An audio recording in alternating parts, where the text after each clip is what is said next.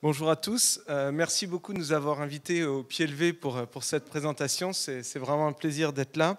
Alors moi aujourd'hui, avec Magali, on va un peu vous raconter une histoire, il y aura un peu de science, mais c'est plutôt une histoire qui a démarré grâce à Oscar en partie, et grâce à mes travaux aussi de postdoc, donc on verra un peu comment la maladie rare peut aller dans des défauts, dans des excès, mais finalement arriver à des choses assez passionnantes.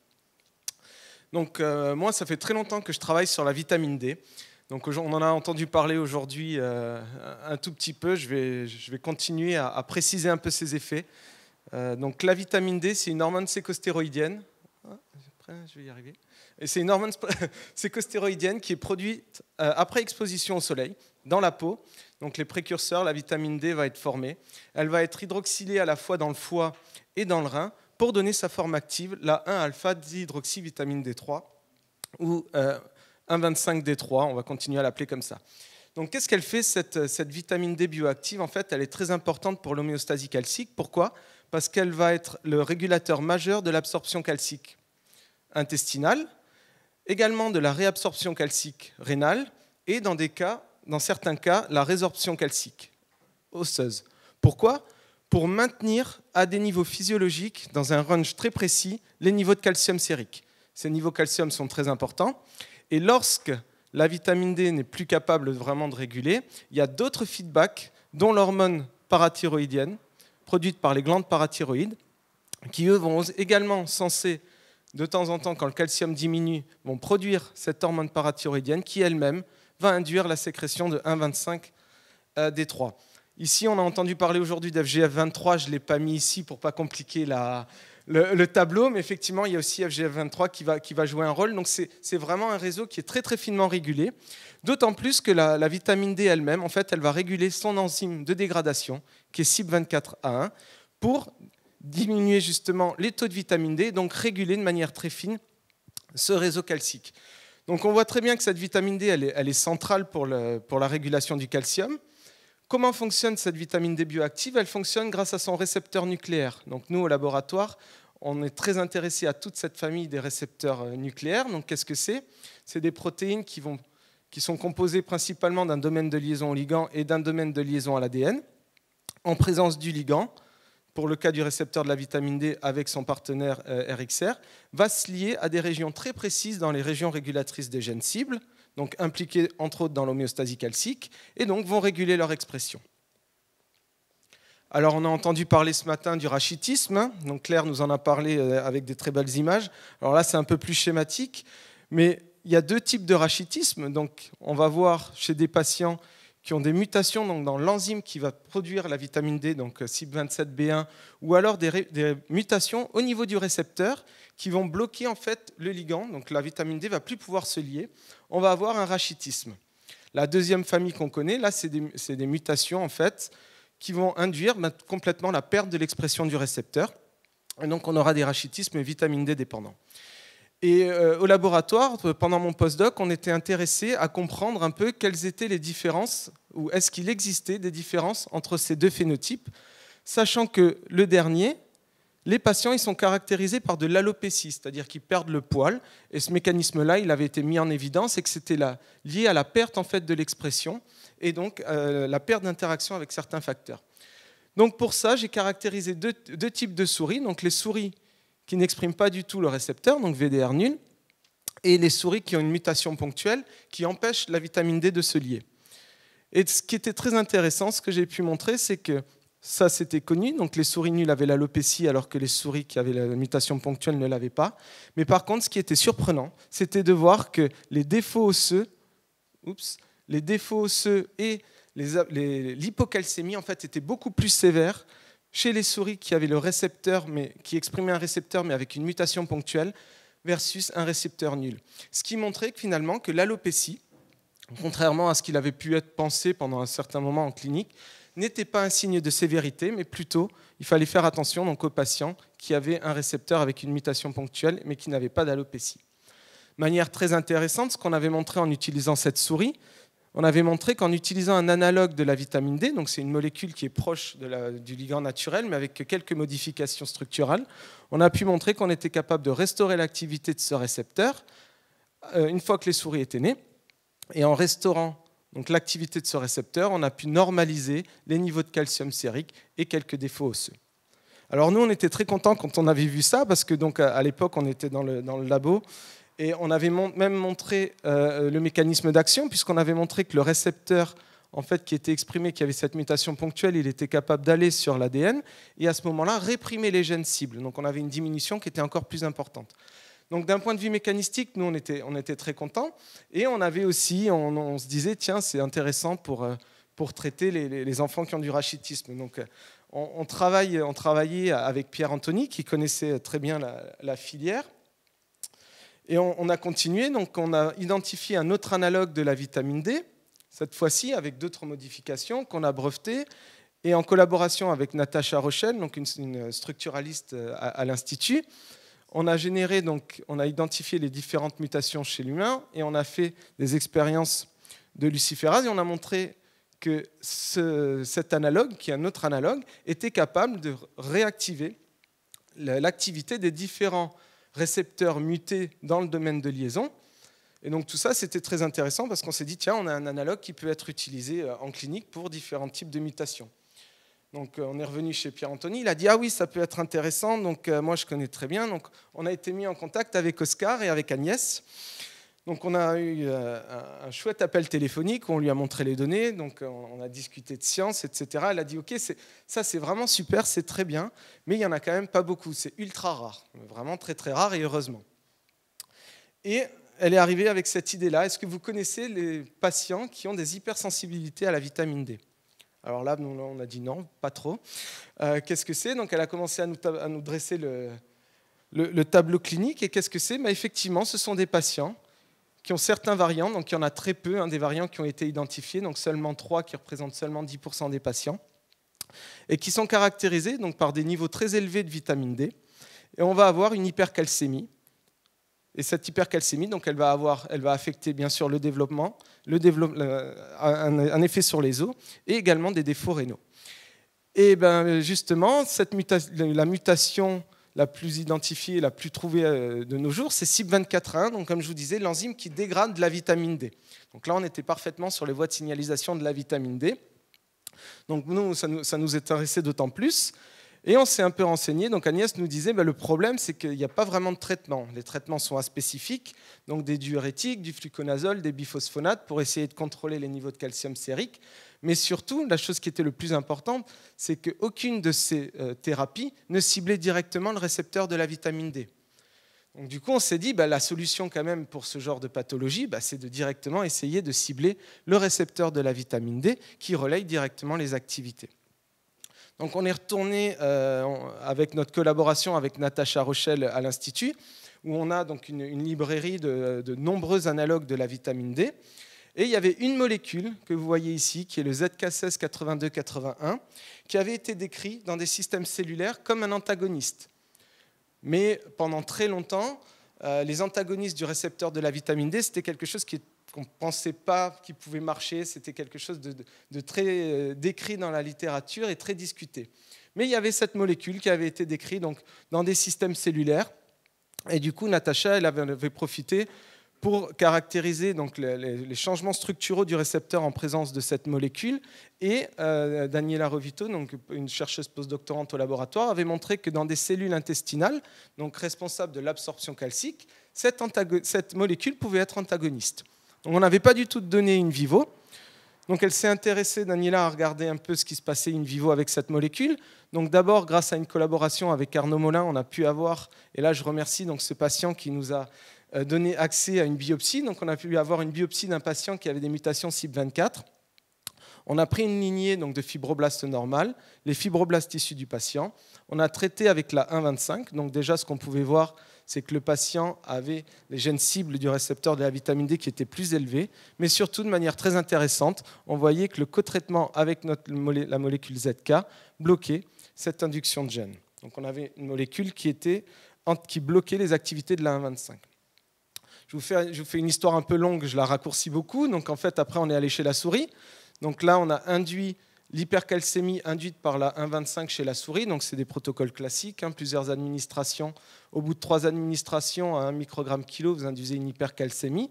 Et on a continué pendant 2 jours en présence de ZK, et puis on a regardé donc l'expression, les niveaux calciques et d'hormones parathyroïdiennes. Et ce qu'on a pu voir, c'est que alors que chez une souris sauvage, effectivement, la vitamine D induisait une hypercalcémie, 2 jours de traitement avec le ZK permettaient de normaliser les niveaux de calcium sérique chez la souris.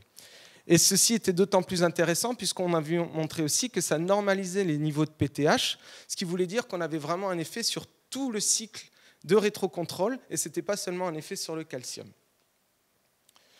Donc ces résultats, ils montraient qu'effectivement, le ZK pouvait être une option thérapeutique donc pour cette famille d'hypercalcémie. Alors là, j'ai rencontré un autre problème. Aujourd'hui, on a vu pas mal d'histoires sur d'essayer d'aller en clinique, d'essayer de faire des preuves précliniques, etc. Mais tout ça, ça passe par énormément de problèmes. Donc, on a discuté donc avec nos tutelles, avec l'ASAD Connectus, etc. Mais on a eu des problèmes parce qu'on n'avait pas d'épidémiologie, la pathologie n'est pas bien décrite, c'était compliqué. Donc, ils n'étaient pas vraiment, ils ne savaient pas trop s'il fallait continuer ou pas. J'ai repris mon téléphone, on a redemandé à Agnès qui a dit non, non, non, c'est important, il faut essayer de trouver, il faut aller au bout. Donc, on a continué. Donc, l'université nous a accompagnés pour déposer un brevet. Et c'est là, en fait, où on a également contacté le Club POC de la Fondation Maladies Rares. Et ce Club POC, en fait, il a pris notre projet en main. Et ce qui s'est passé, c'est qu'on a eu la chance, du coup, de rencontrer donc, Home Bioscience, qui a été intéressé par notre projet. Et du coup, je vais laisser maintenant Magali présenter un peu Home Bioscience. Merci. Donc, effectivement, quand on a rencontré... en visio, c'était au début du confinement, je pense. L'équipe de Gilles et Daniel de Strasbourg qui nous ont raconté l'histoire. Donc nous, qui on est chez Home Bioscience, on est un nouvel acteur un petit peu dans l'écosystème en France et en Europe. Et on a fondé Home Bioscience il y a 2 ans en partant du diagnostic qu'il y avait une difficulté en France, en Europe, au passage de projets de qualité prometteurs qui sont dans un contexte académique à les faire passer vers une aventure plutôt entrepreneuriale, de développement industriel, pharmaceutique. Donc on dit toujours c'est les financements qui manquent, certes, mais c'est aussi que tout d'un coup on passe vers un projet qui nécessite des compétences et des expertises qui vont évidemment bien au-delà de l'expertise du chercheur ou du clinicien seul. Et donc nous, l'idée avec Home Bioscience, c'est d'identifier des projets qui nous semblent particulièrement prometteurs, avec aussi répondant à un besoin médical important, qui sont dans un contexte académique, et de travailler aux côtés des chercheurs, aux côtés des cliniciens, pour réfléchir ensemble à comment on peut transformer ça dans un modèle de création de biotech, réfléchissant à comment on va maximiser vraiment le potentiel de cette science par rapport aux besoins, donc réfléchir à la stratégie de développement clinique par exemple, réfléchir ensuite à opérationnellement qu'est-ce que ça va vouloir dire, quelles sont les étapes à faire, quelles vont être les compétences, les personnes à impliquer, les ressources financières associées. Nous, on articule à côté de ça une stratégie de financement et d'investissement. Et ensuite, l'idée, c'est une fois qu'on est tous clairs sur le chemin à poursuivre, qu'on a dérisqué au maximum le projet et qu'on crée la société, de mettre en place une équipe qui va être complètement dédiée à l'opérationnel. Et Home Bioscience fournit un cadre avec toutes les activités autres que vraiment l'exécution du projet, que ce soit administrative, financière, management, etc. Et évidemment, apporte aussi le financement. Donc ça, c'est pour vous dire un petit peu qui on est chez Home Bioscience. Donc évidemment, on travaille à la fois avec des mises en contact directes avec des équipes scientifiques, comme ça a été le cas grâce à la Fondation Maladies Rares, ou avec des fois des tech transfer office avec lesquels on revoit des projets, etc. Donc ça, c'est pour qui on est. Et ensuite, pour vous donner un petit peu comment on a travaillé au cours des 18 derniers mois avec avec l'équipe à la fois côté scientifique, chercheur, Gilles, et puis aussi Agnès, Justine, sur une équipe clinique qui était hyper motivée et convaincue. Et c'est vrai que ce genre de projet où on sent le lien avec l'aspect médical et le besoin, pour nous, c'est un peu garant qu'il y a vraiment une opportunité derrière pour les patients. Donc quelques sujets typiquement qu'on travaille en amont tous ensemble. Ça peut être autour des fois des sujets de propriété intellectuelle, brevets, parce que c'est pas toujours, on part pas toujours d'une situation idéale. Ici, comme Gilles l'a décrit, on part avec une molécule qui a déjà été décrite dans des vieux brevets, des vieilles publications, qui en revanche n'a jamais été développée. Mais donc d'un point de vue capacité de breveter, on n'est pas dans la situation idéale d'une nouvelle molécule. Comme disait Gilles aussi, c'est une population de patients dont l'épidémiologie n'est pas très bien caractérisée. Et alors là, je remercie encore le réseau La Filière sur le travail qui est en cours pour mieux identifier, caractériser ces patients. Et puis là, on vous a parlé plutôt de patients avec un phénotype d'hypercalcémie sévère. On se rend compte que ce mécanisme et ces caractéristiques biochimiques, elles se retrouvent aussi dans des patients qui n'ont peut-être pas expérimenté une hypercalcémie sévère, mais qui ont plutôt une atteinte au niveau rénal. Donc, on est peut-être devant quelque chose qui n'est pas si rare que ça.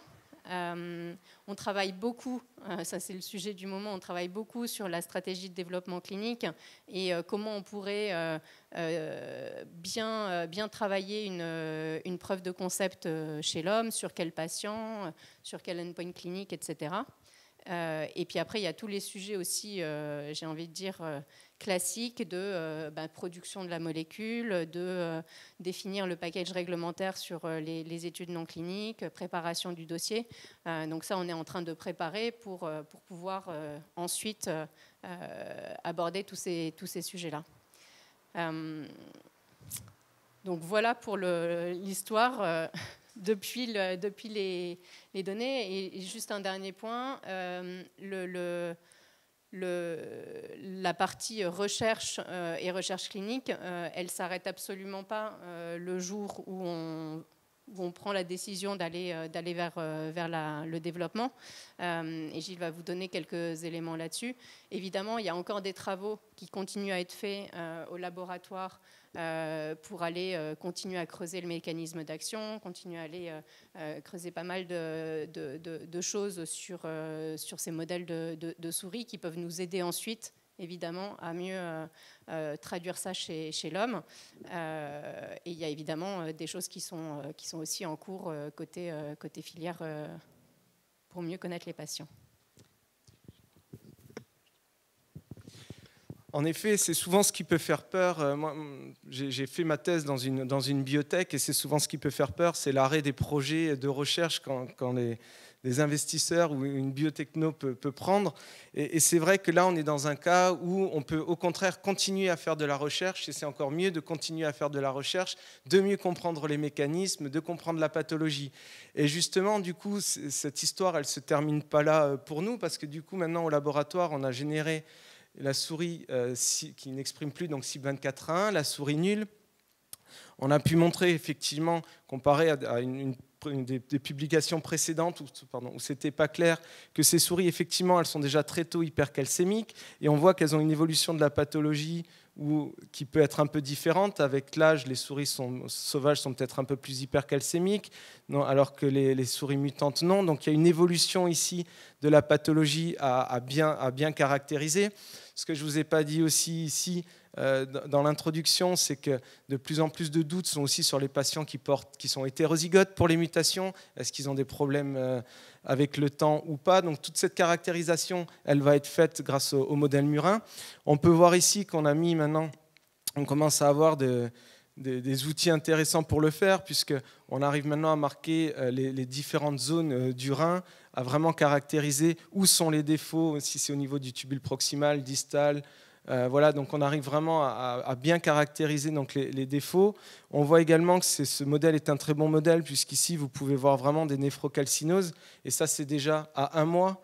Donc déjà, on a des néphrocalcinoses qui sont importantes, donc certainement des atteintes rénales qu'on va devoir caractériser. Donc effectivement, ici, il y a vraiment tout un travail, et tout ce travail-là, il est en accord avec et financé pas seulement donc, du coup, par Home Bioscience, mais qui contribue énormément, mais aussi donc, la filière. Je remercie pour le financement que j'ai eu, pas il y a 2 ans, mais l'année dernière, la Fondation Maladies Rares.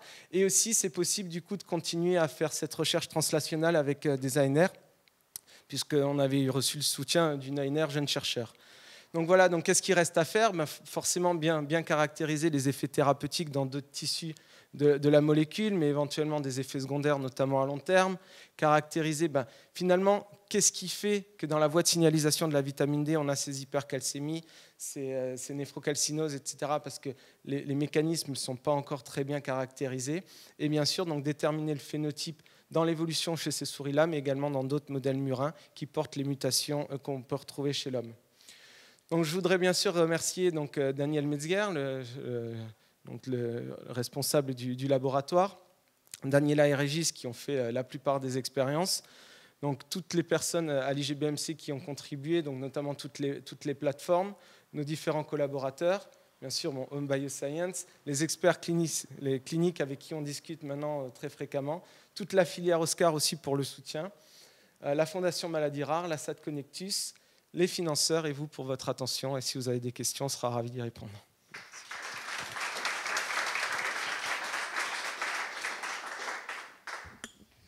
Merci beaucoup pour le très bel exposé scientifique et le partage d'expérience qui est très important pour nous tous, parce que c'est vrai qu'on a toujours des difficultés quand on a des idées, qu'on n'arrive pas à trouver les bons interlocuteurs, donc c'est très important. Est-ce qu'il y a des questions ?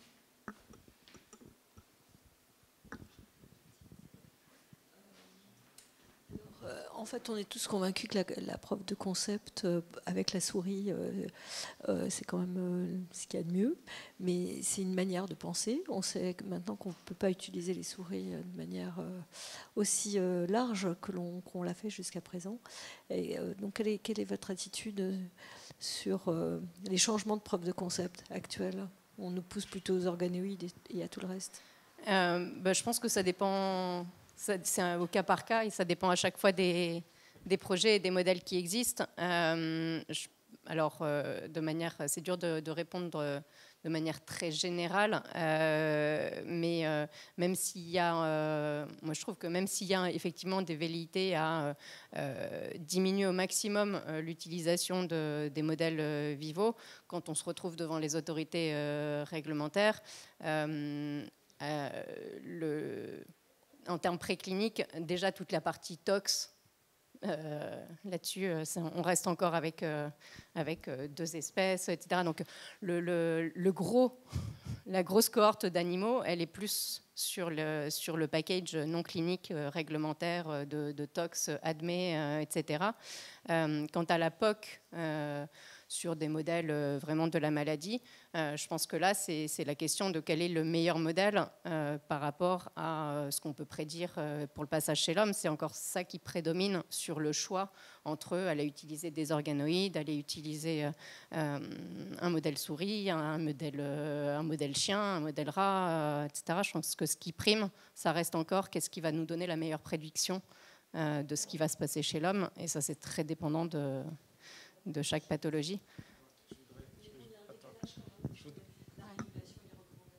Oui, mais c'est ça. Moi, c'est vrai qu'aujourd'hui, on a vu, alors des fois, le contre-exemple malheureux de l'utilisation de la souris, notamment pour l'os. On sait que c'est un peu compliqué, mais typiquement, alors dans notre pathologie là et dans le système que nous on étudie, la plupart des avancées physiologiques, on va dire, sur cette régulation de l'homéostasie calcique, le clostoc, effet de la vitamine D, FGF23, PTH, ça a été fait chez la souris. Donc, et c'est très compliqué, ça implique les glandes, l'intestin, le rein, les os et tout ça en crosstalk.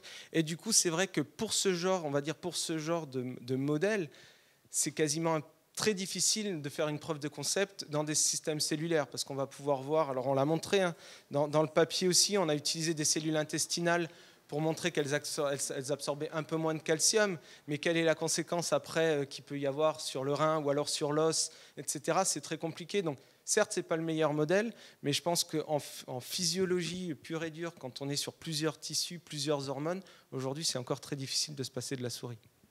Et moi, j'ai une mini-question. Le caractère ultra rare ou rare de la maladie, parce que vous avez un très bon environnement, ne vous pose pas de problème, parce qu'on est même dans l'ultra rare, non, non, ou méconnu. On est dans le méconnu, pas bien... Alors là, je ne me prononcerai pas. Je ne sais plus si on est dans l'ultra rare, le rare ou même le pas rare. Et après, est-ce que ça fait peur ou pas? Moi, je viens du monde des maladies rares. J'ai travaillé chez Biomarine. On travaille avec quelqu'un qui a travaillé chez Ultragenix. Donc, ce monde des maladies rares et ultra rares, c'est pas quelque chose qui nous est complètement inconnu. Après, évidemment, à un moment donné, il faut voir si l'équation économique, elle est juste viable, parce que c'est peut-être pas nous qui allons mener le projet jusque la commercialisation chez les patients. Et si on le mène, je sais pas, jusqu'à une phase 2, mais qu'après, il n'y a aucun industriel qui veut le reprendre, tout ce travail, il aura été fait pour rien, parce qu'in fine, ça n'ira pas chez les patients. Donc, il y a un enjeu de s'assurer de la viabilité du projet, évidemment. Après, là, en l'occurrence, c'est vrai que plus on discute avec des cliniciens, pédiatres, adultes, plus on se dit qu'il y a peut-être une population qui bénéficierait de ce type de traitement qui n'est pas si petite que ça. Un commentaire, une question. Le commentaire, c'est que je suis complètement d'accord avec ce qui vient d'être dit sur tout ce qui concerne les modèles de maladies de l'homéostasie, qui sont des maladies systémiques. Et ça ne demande pas forcément de réponse, hein, c'est juste pour dire que je suis d'accord. Ma question est, qu'est-ce qui arrive dans l'urine de vos souris quand vous leur donnez du ZK? Excusez-moi, dans l'urine. Ah, c'est une très bonne question. Je vous dis ça. Donc, comme je l'ai eu l'année dernière, l'année prochaine, normalement, je dois venir présenter les travaux. Je vous le dirai. C'est quelque chose qu'on est en train d'étudier. Pour faire un petit commentaire par rapport à ça, et aussi par rapport à faire le parallèle chez l'homme, récolter l'urine chez la souris, c'est un peu plus compliqué. C'est pas infaisable, mais c'est un peu plus compliqué. Ça demande un peu plus de logistique. Un peu quand même, mais on est en train de le faire. La souris fait ce qu'on lui dit de faire, la différence des patients qui en général font pas ce qu'on leur demande de faire. Donc récolter de l'urine de souris, à partir du moment où on a des cages à métabolisme, c'est pas une affaire. À partir du moment où on en a, à partir du moment où on a les gens, pour quand même, ça demande une certaine organisation. Quand je dis, j'ai pas dit l'inverse. Voilà. Donc c'est vrai que c'est des choses qu'on est en train de mettre en place, et puis on essaie de mettre aussi, pas seulement faire de l'urine, mais après aussi également faire tout ce qui est fonction urinaire qui va derrière. Donc ça, c'est des choses que je suis en train de mettre en place. La proximité aussi avec la clinique de la souris, etc. Donc c'est vrai que ça va nous permettre d'aller plus loin. Et clairement, c'est la chose la plus intéressante qu'on va devoir regarder, ce qui se passe effectivement, même pas avec le ZK, mais aussi sans ZK. Et il y a juste une dernière chose, quand on fait un retour d'expérience, je pense que pour rajouter ce qui a été un peu dit, ce qui est très important, en fait, notamment nous, quand on est chercheurs et quand on est sur nos petits modèles, c'est vraiment d'avoir le soutien de la clinique, et surtout que la clinique nous drive un peu sur les besoins, mais aussi des fois sur les problèmes. Et c'est vrai que ce genre de rencontre et ce genre de journée, ça nous permet de nous rapprocher un peu et de voir que c'est vraiment quelque chose qui va dans les deux sens. Donc je pense qu'il faut vraiment essayer de continuer à aller dans cet aspect-là. Et je pense que c'est comme ça aussi, pas seulement les maladies rares, parce que d'un point de vue physiologique, on peut vraiment avancer tous ensemble. Un micro-commentaire sur la notion de maladie rare ou ultra rare, parce qu'en fait là on discute vraiment d'un mécanisme plus que d'une maladie, parce que dedans on peut mettre les Williams-Burren, la cytostéatonécrose, la sarcoïdose, toutes les granulomatoses, toutes les hypercalcémies, ou tout ce qui est élévation de la 1,25D3. Et en fait, finalement c'est un grand nombre de patients, on n'est pas du tout uniquement dans ces hypercalcémies néonatales. Après, moi, je me posais la question pour les maladies ultra rares sur lesquelles on travaille. En fait, on a des vraies difficultés justement à se poser ces questions-là. Tu as tout à fait raison. Merci beaucoup.